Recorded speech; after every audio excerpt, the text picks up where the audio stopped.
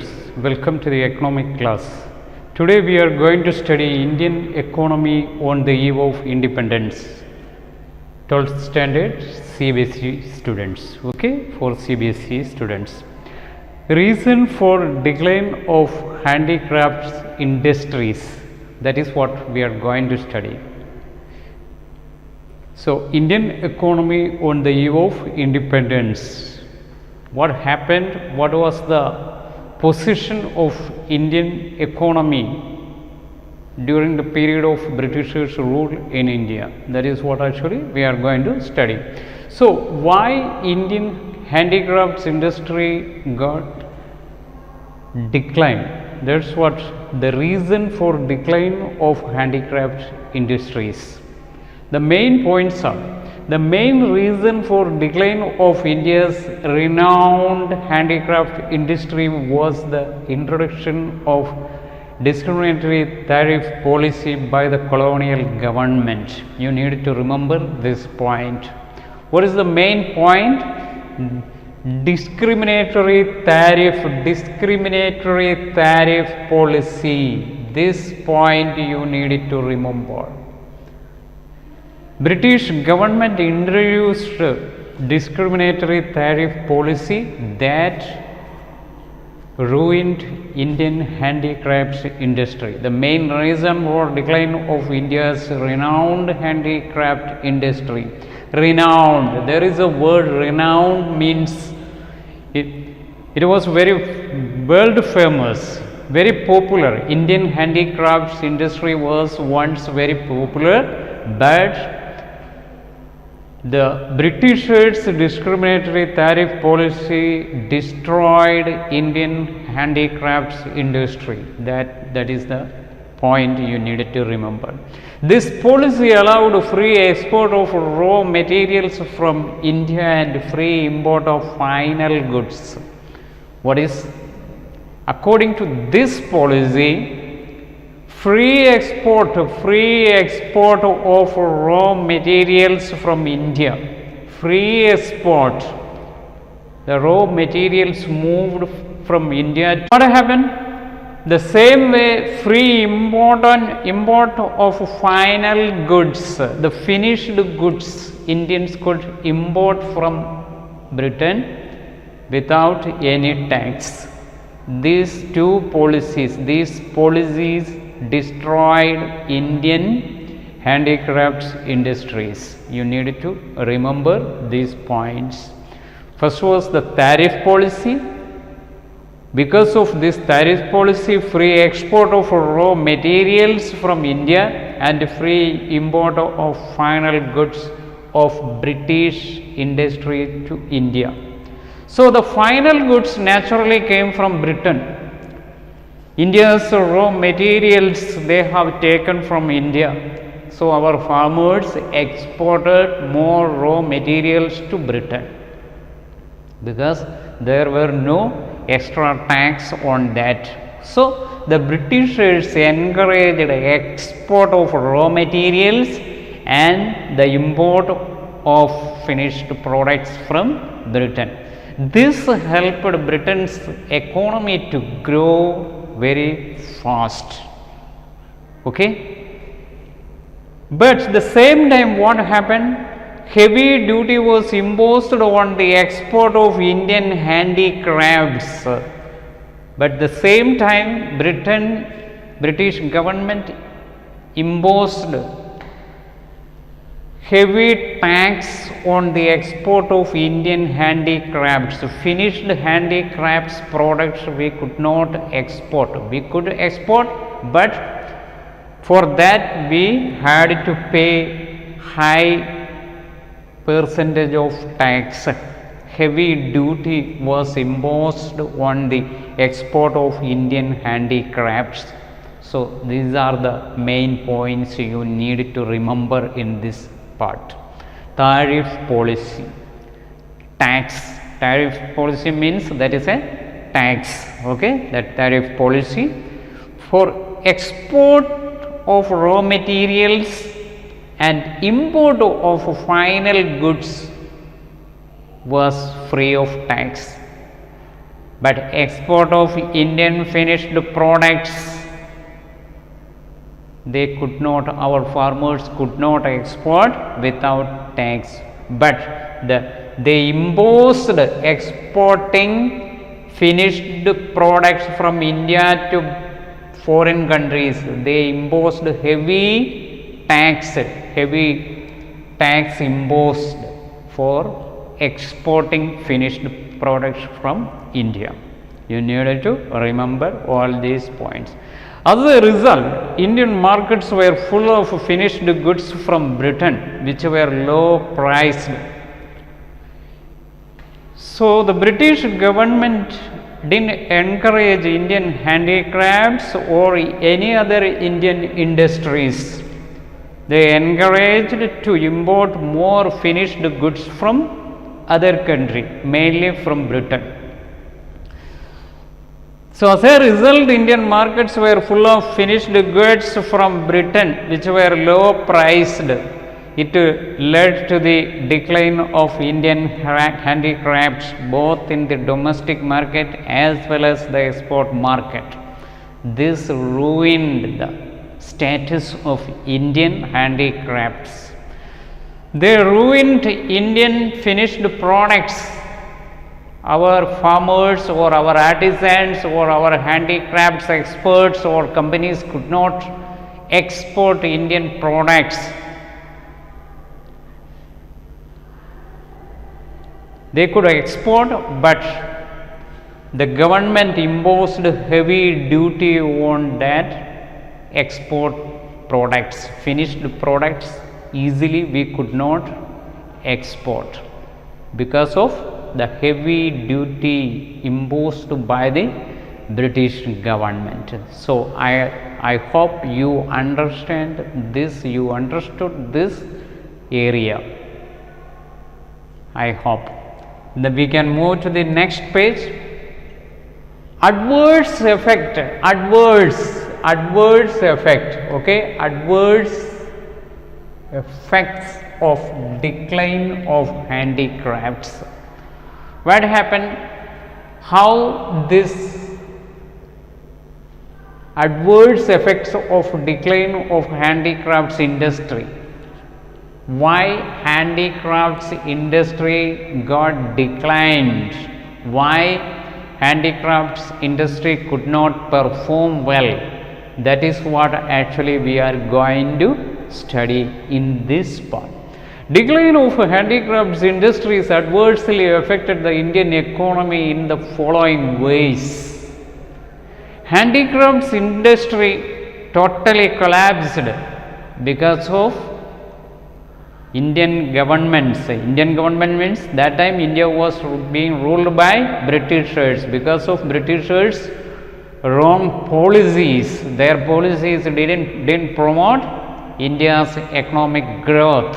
They didn't promote India's export and export finished products export. They didn't promote. They tried to destroy Indian industries. So, they destroyed Indian industries and they made new laws. All those laws totally destroyed Indian economy. Therefore, what happened inside India? All those industries could not perform well. So, Indian economy went downward. Indian economy could not do well.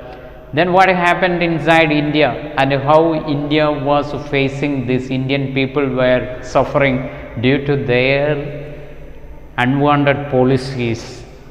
High level of unemployment, you needed to remember, you needed to note down this point. High level of unemployment arisen in India, occurred in India and took place in India because of Britishers' wrong policies.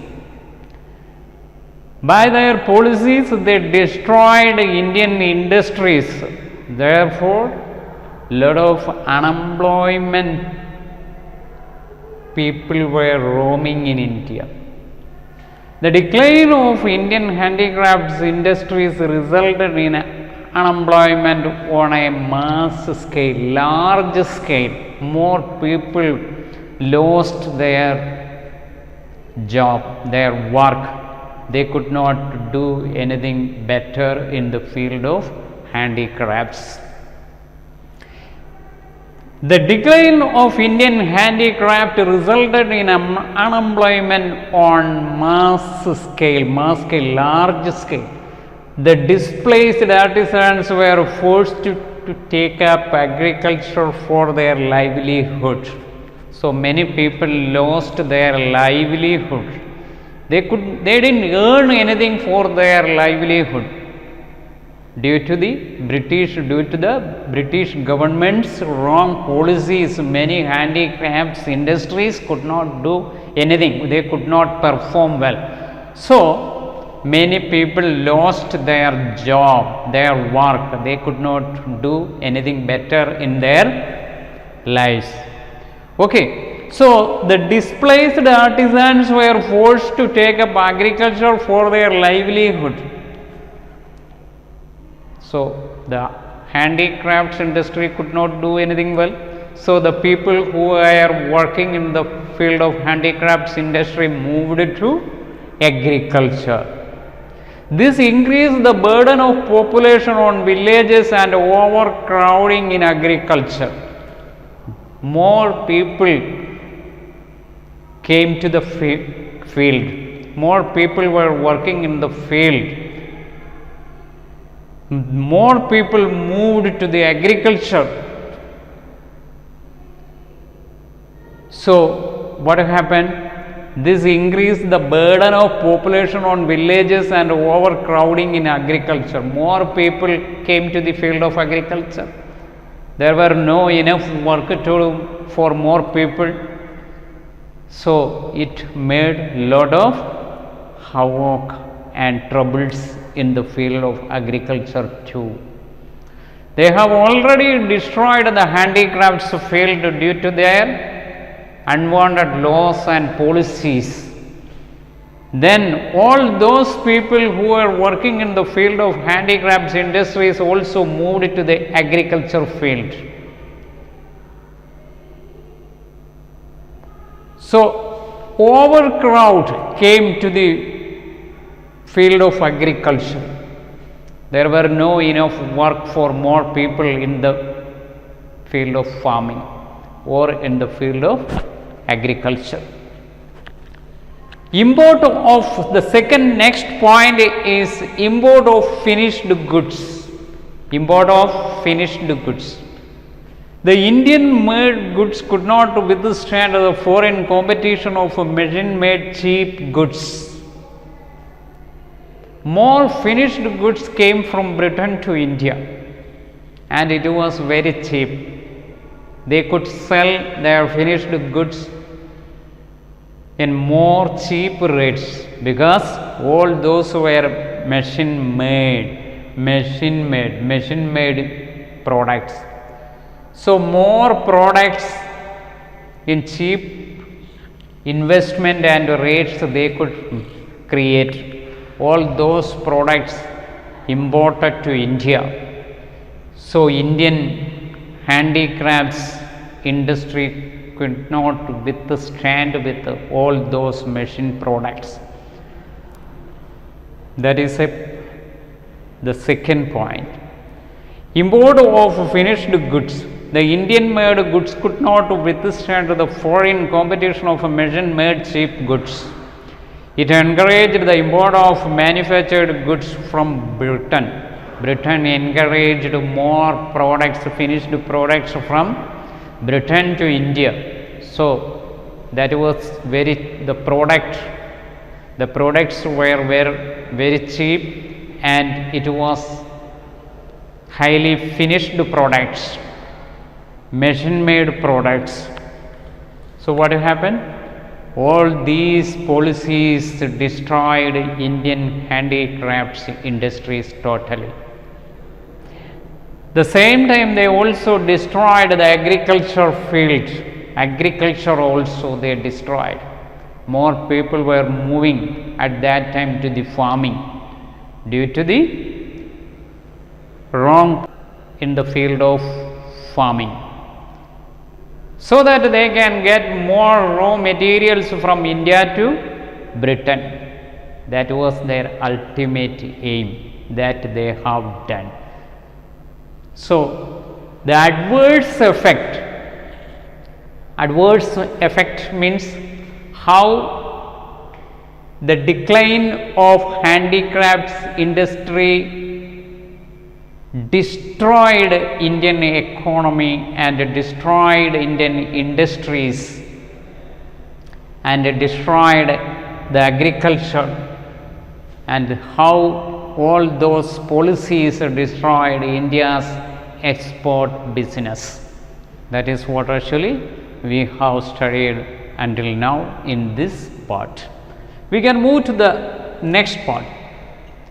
Lack of capital goods industries. Lack of capital goods. You need to note down this word, capital goods. Capital goods industry refer to those industries which can produce machine tools. Okay, produce machine tools. Capital goods industry refer to those industries which can produce machine tools, which are in turn used for producing articles for current consumption. So, produce machine tools, that is what a capital goods industry refer. So, in any industry we need more tools to make more products. Okay? Capital goods industry refer to those industries which can produce machine tools, which are in turn used for producing articles for current consumption. During the British rule, there was hardly any capital goods industry to promote further industrialization in India. That is the point, lack of capital goods industries. Britishers didn't allow or didn't start any capital goods industries, capital or machine making or tools making industries. Capital goods industry, they didn't start in India. If there is any tools, machines or capital industry, then only our country can make more industries, then only our more industries can perform well. If there is no machines or tools, then how can a country can progress? The country cannot progress. So, we want to provide more capital goods industries in our country if we want to promote industrialization. That they have not done. The Britishers, they didn't promote capital goods industries in India. That is why Indian industries could not perform well in India. You need to observe that point. British rulers did not pay any attention for their promotion, as they always wanted goods and heavy equipments they should buy from Britain only.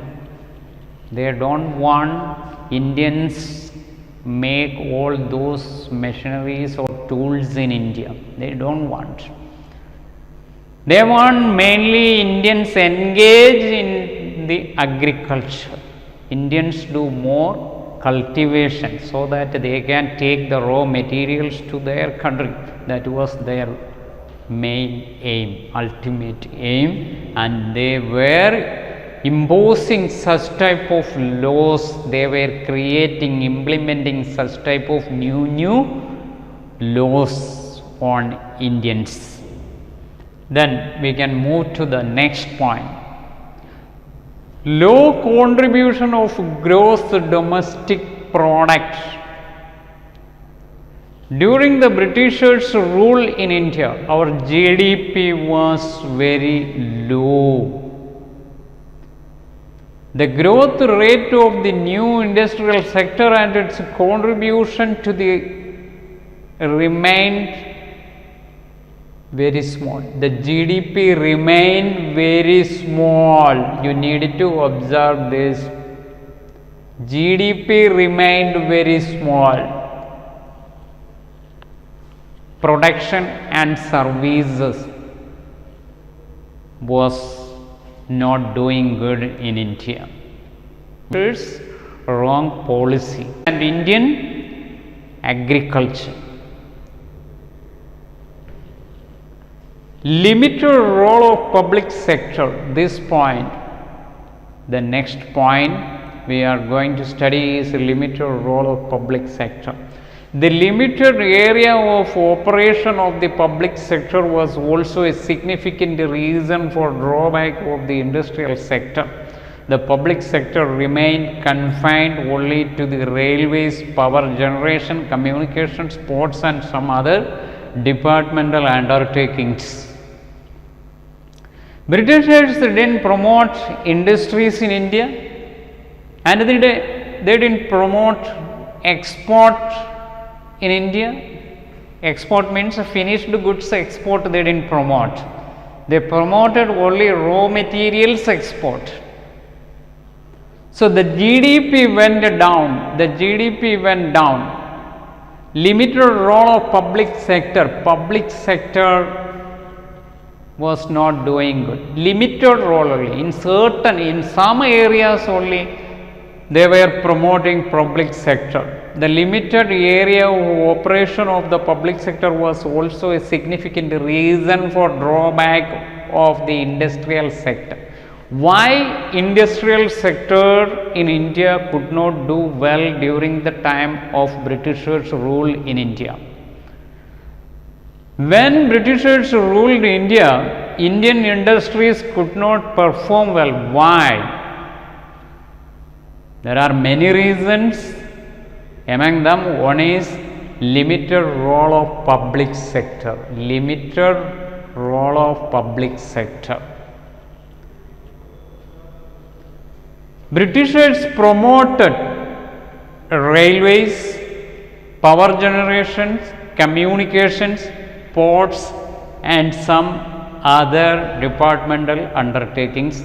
That's all. All these areas, all these sectors were supporting and assisting Britishers' rule in India. All these. They developed Indian railway because they could control India well. They could travel inside in India well.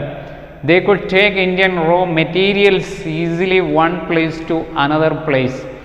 They could market their finished products to other part of India. That is why they developed Indian railways. Like that, communication, ports, power generation, everything they have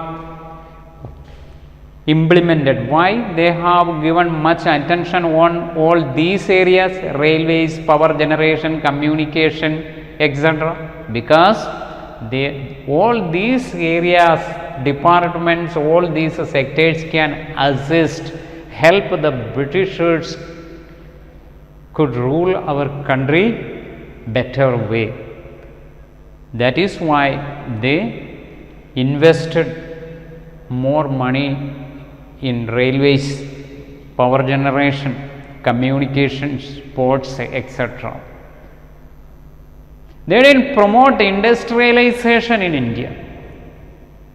If they promote industrialization in India, if they have promoted industrialization in India, then what would have happened? India's GDP would go very high, but India's GDP didn't perform well because Britishers didn't promote industrialization in India. Next, finally it can be concluded that India remained backward in the industrial sector during the British rule.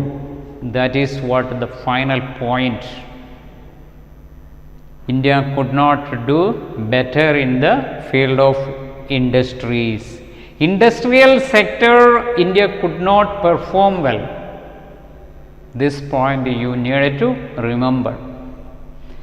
Britishers promoted railways, power generations, communication, ports, etc.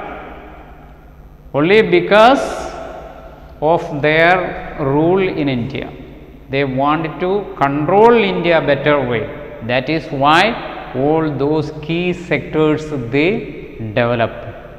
They had given much attention on those areas. That is the point you need to remember. Modern industries operating during independence. Due to initiative of the private sector, modern industries started to come up during the second half of the 19th century. So, at the time of half of the 19th century, some private sectors, private industries started to come up in India. Some private industries started in India. Modern industries operating during independence. Okay. Due to initiative of the private sector, modern industries started to come up during the second half of the 19th century. Some industries started coming in India during the half of the 19th century. The industries established in this period were mainly confined to cotton, textile and jute mills, and their progress remained very slow. The industries were more doing in the field of cotton textiles and jute industries. Okay. Cotton, textile and jute, this point you need to remember. Cotton industries and jute mills. But their progress remained very slow. They were also not doing very well. They were doing 50-50, like that it was going. The cotton textile mills were mainly dominated by Indians and were located in the western parts of the country. There were many cotton textile mills in India. Some mills were by Indians and some mills were by foreigners. Indians mills were mainly in Maharashtra and in Gujarat. More Indians started industries, textile industries, cotton silk industries in Gujarat and Maharashtra. The jute mills dominated by the foreigners were mainly concentrated in Bengal. Some foreign companies operated in India during the Britishers' rule in India. That was mainly in Bengal. In Bengal, more foreigners invested their money and they had started more industries in Bengal, whereas more Indians started business in Maharashtra and Gujarat. The major breakthrough was the setting up of Tata Iron and Steel Company in the year of 1907. The major breakthrough was the setting up of Indian Tata Iron and Steel Company, which also short form it is known as TISCO, in the year 1907 in Jamshedpur. This point you need to remember. When did the Tata started? Tata Iron and Steel Industry in 1907. In Jamshedpur in Bihar, Tata started a steel company. That was a great decision, and that changed India's future in the field of iron and steel. That point you need to remember. A few other industries in the field of sugar, cement, paper, etc. also came up after the Second World War. After the Second World War, means 1945. After 1945, okay, otherwise we can say after by around 1940, lot of changes took place in India in the field of industries. Industrialization promoted in India, started growing in India after the Second World War. After the Second World War, Britain's power gradually getting very weak. So that effect you can see in India. Many companies started growing in India. So we were approaching, nearing to the freedom. We got in freedom in 1947. Okay. After 1940, we could see a lot of changes in India. Mainly after the Second World War, Britain's power got very weak. So India started growing gradually. So now we can check foreign trade. India has been an important trading nation since ancient times. Before the arrival of Britishers in India, India was doing great job in every field. In the field of education, in the field of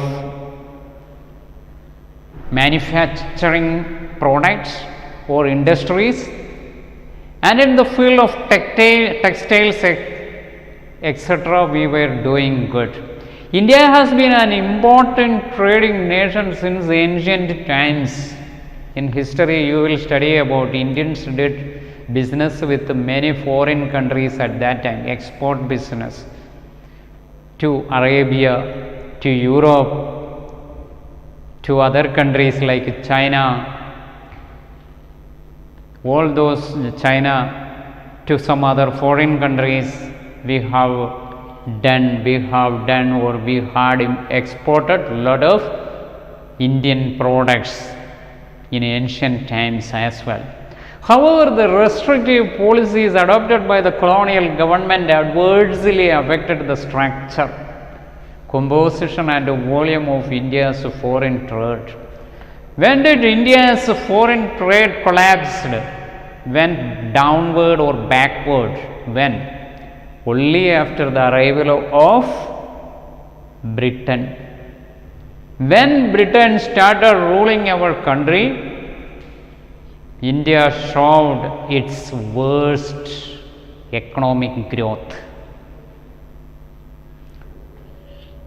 The state of India's foreign trade during British rule is discussed as under. We are going to study more about, we will understand more points about why and how Britain destroyed India's economic growth. Indeed, before the arrival of Britishers in India, India was doing well in every field.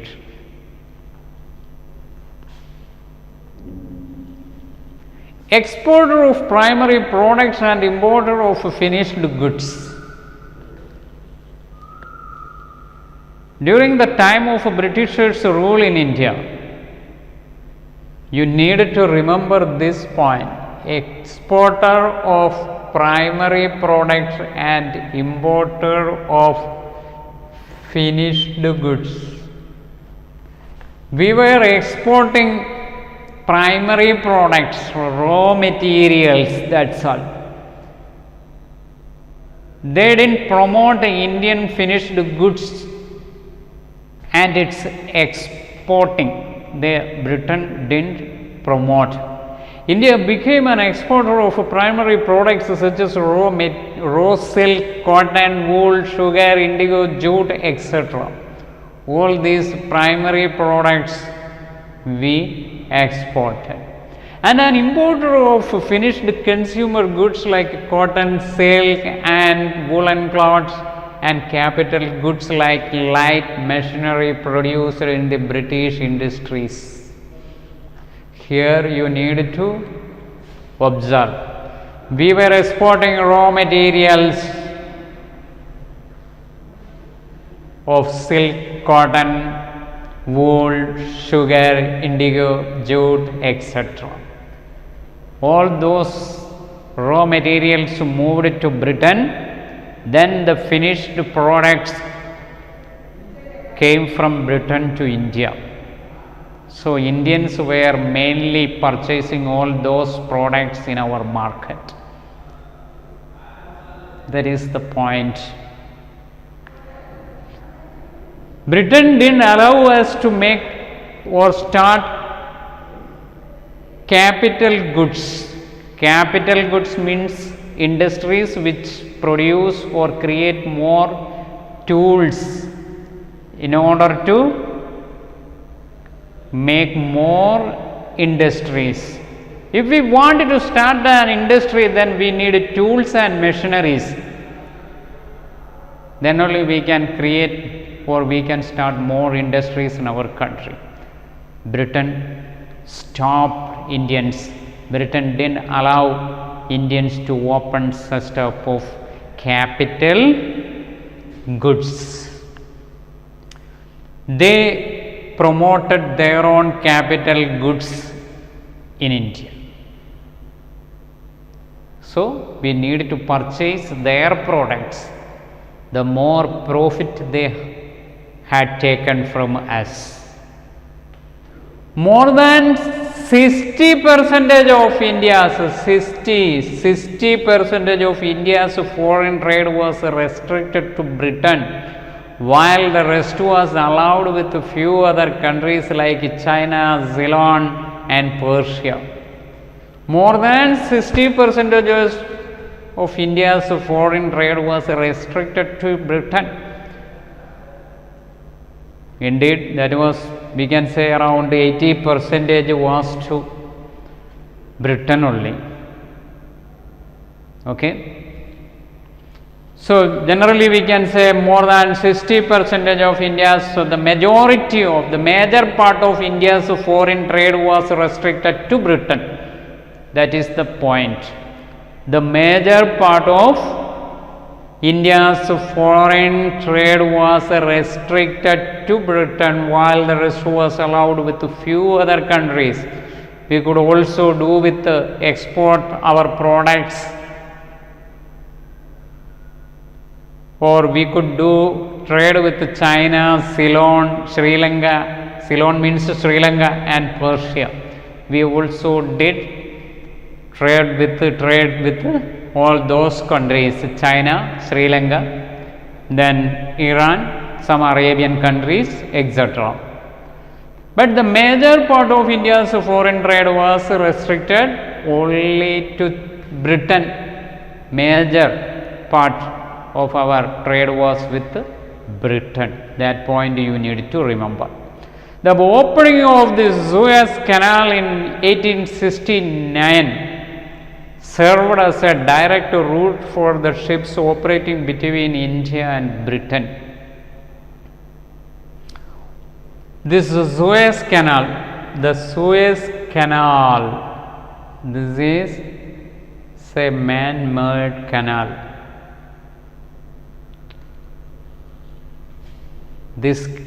Through this Suez Canal, ship started moving freely.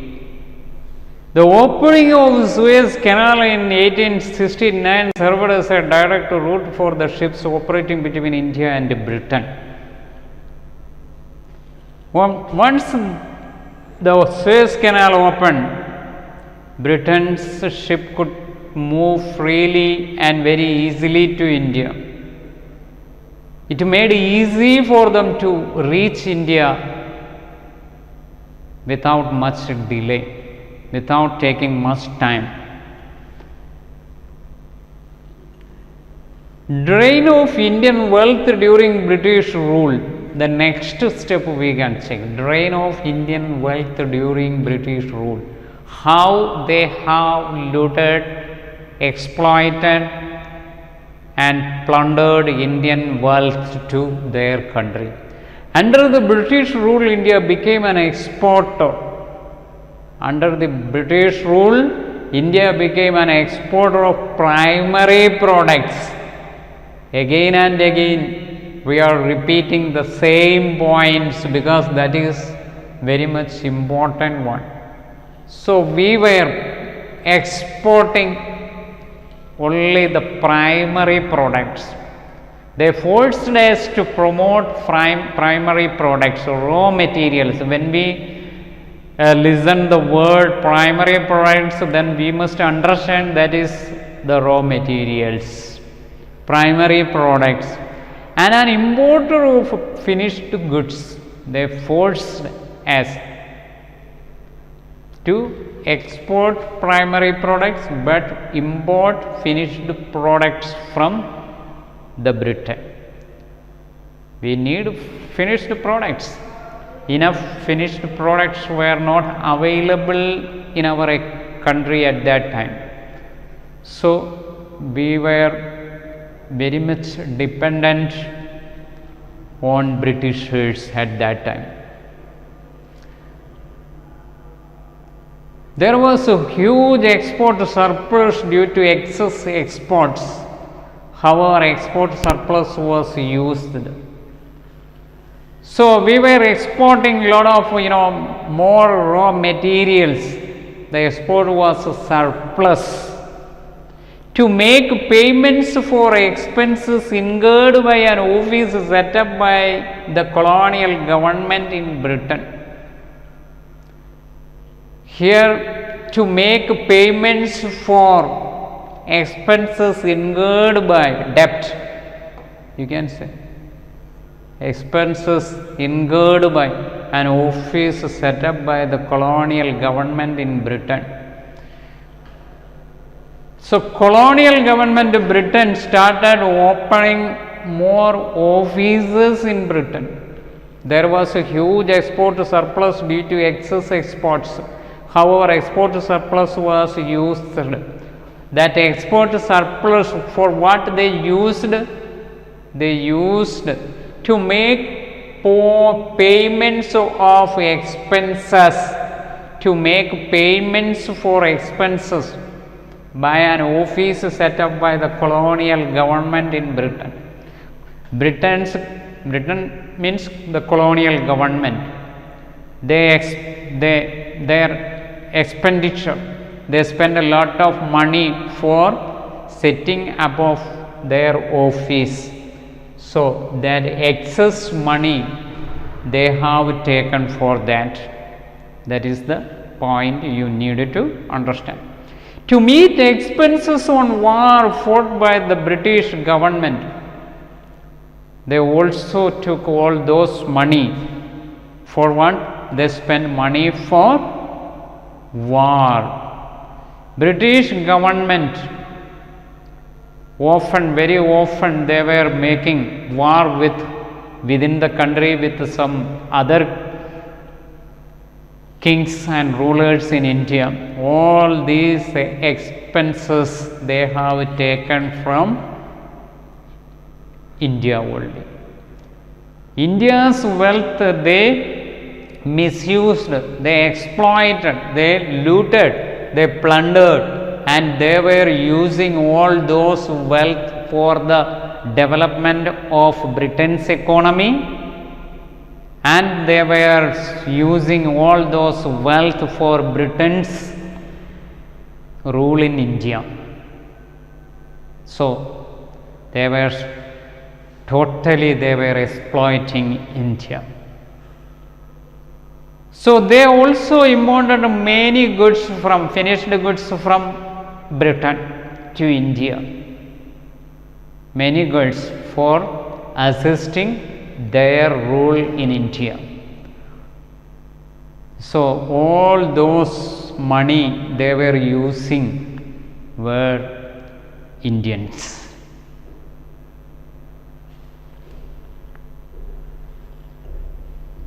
trade through the Suez Canal. We have already studied about Suez Canal. Now again we can check what is this Suez Canal. Suez Canal is an artificial waterway. This is an artificial waterway, means man-made canal, running from north to south across the isthmus of Suez in northeastern Egypt. Isthmus means a tip. Tip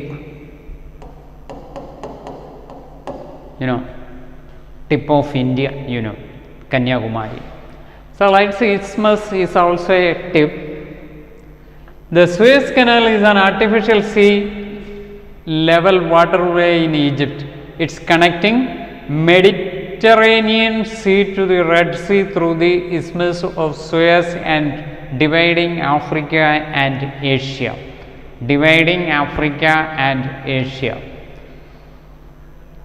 So, after opening the Suez Canal, Britishers could reach India without taking much time. Before they were moving through the African side. So, it was a very long journey. After opening this Suez Canal, what happened? After opening this Suez Canal, their reach to India took very less time. The travel time to Britain, in between Britain and India, took less time. Okay? Suez Canal is an artificial waterway running from north to south across the isthmus of Suez in northeastern Egypt. That is a short way. After this Suez Canal opened, after the opening of Suez Canal, Britishers could easily come to India. Easily means their journey didn't take much time. Okay? The opening of Suez Canal in 1869 reduced the cost of transportation so that they could save money and time. Distance reduced, they could travel through the Suez Canal, a shortcut way that is. The opening of Suez Canal in 1869 reduced the cost of transportation and made access to the Indian market easier. Britishers could save their time and money, save their distance. They could easily visit India. Before, it was taking much time to visit India, the long journey they had to do. But after that, what happened? After the opening of this Suez Canal, they could save their travel time. The canal provided a direct route for ships operating between Britain and India and avoided the need to sail around Africa. They need not sail around Africa. So, a shortcut journey they could get by the opening of this Suez Canal in 1869. This date, this year you need to remember. The Suez Canal in 1869 reduced the cost of transportation and made access to the Indian market easier. The canal provided a direct trade route for ships operating between Britain and India and avoided need to sail around Africa. After that, when this Suez Canal opened, they need not sail around Africa, they need not to go around the Africa to visit India. The journey was very easy, they could save their travel time and transportation charges too. So, they could sell more finished products in more cheap rates because they could save transportation charges more. Strategically and economically, it is one of the most important waterways in the world. The Suez Canal, man-made canal, strategically and economically, it is one of the most important waterways in the world, and Britishers used the benefit of Suez Canal to control Indian subcontinent. Strategically and economically, they could save much more. These are the points we have studied. So, I remember, I hope you have understood all these points well. I request you to all go through the lesson once more and understand the key points. Thank you so much. Take care.